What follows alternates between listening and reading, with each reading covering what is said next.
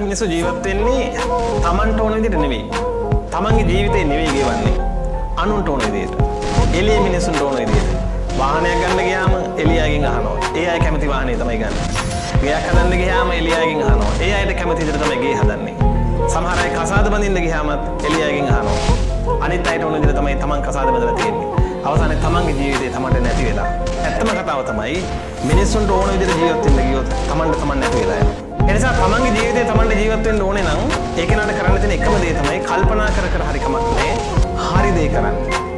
හරි දේ කරද්දී හරි දේට කැමති කෙනා තමන්ගේ ළඟ සතුටු වෙවි රැඳෙනවා.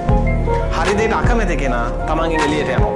ඒක අපිට මිනිස්සුන්ව ෆිල්ටර් කරගන්නත් හොඳ අවස්ථාවක්. තමන්ගේ හෘද සාක්ෂියට එකඟව හරි දේ කරද්දී තමන්ගේ වටේට එකතු වෙන්නේ හරි දේට කැමති මිනිස්සු. තමන්ගෙන් ඈතට යයි බැන බැන සමහර අය. ඒ හරි දේට අකමැති මිනිස්සු. ඒ කියන්නේ වැරදි මිනිස්සු. වැරදි මිනිස්සු අපි ළඟ ඉඳලා